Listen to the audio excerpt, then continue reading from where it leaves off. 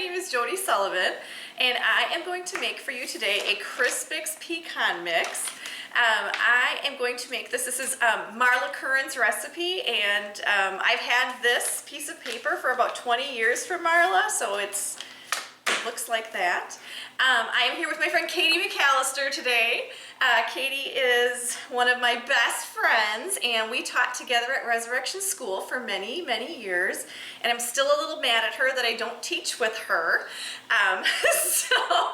But she is here today with me. So, all right, so this is Mrs. Curran's recipe, and Mrs. Curran has been making this forever. So I had asked her for the recipe a long time ago. So the things that are in this recipe, so you need Crispix for the recipe. You need butter, brown sugar, pecans, and then you need some wax paper or some parchment paper, and you're going to need something to cook it in. And I hate to tell Mrs. Curran this, but I do some things different than her recipe. I have changed it up a little bit over the years. So hers actually calls for a pound of butter, but I actually just used 2 sticks of butter.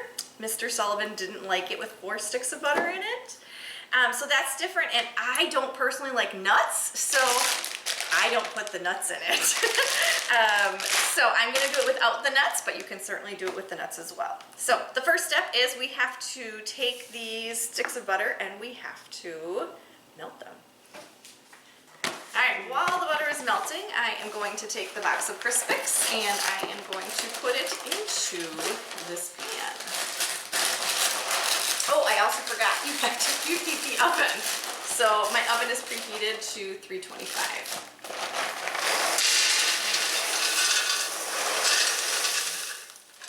Okay, all right, the next step is to add some brown sugar, and Marla's recipe calls for 1.5 cups of brown sugar, but my son really likes it really sugary, so I add a little bit more. I usually do at least 2 cups of brown sugar as well. And then we have to mix it all in and let it boil.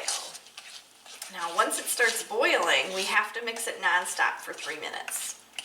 All right, after your brown sugar and your butter is all mixed together, the next step is to take your Crispix and you are going to pour the mixture over the Crispix. I like to just do a little bit at a time and then start mixing it in.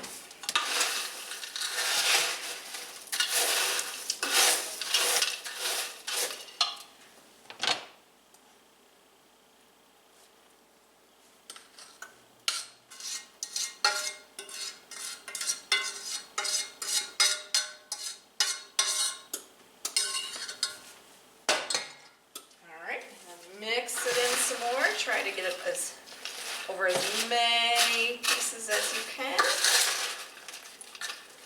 Is this when you would add the nuts if you were going to put the nuts in? This is when you would add the nuts if you would put the nuts in. But if you're like me and you do not like nuts, you would not put the nuts in. So I know it goes against the whole sweet salty thing, but I don't like nuts. Then my oven is preheated at 325. I am going to put this in here for 15 minutes. And at 15 minutes, I'm going to come and check it again, and I'll stir it, and then I'll put it in for another 15 minutes. Okay, we are going to take our Crispix out of the oven, and we are going to do some mixing.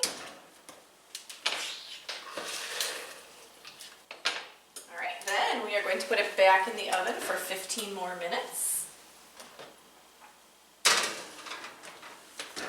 And while I'm waiting, I am going to put out my parchment paper.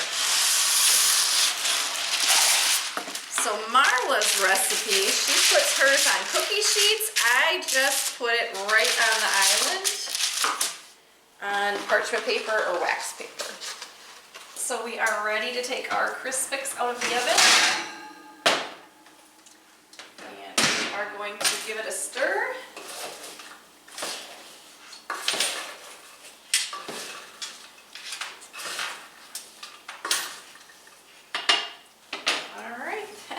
are going to dump it on the island.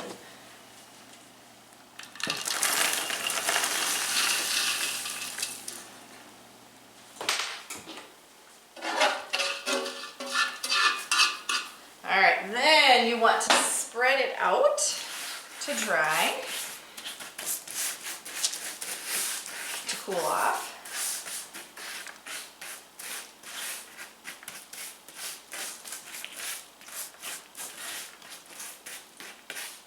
All right, so give it just a couple of minutes to cool down, and then you can enjoy Marla's fabulous Crispix mix.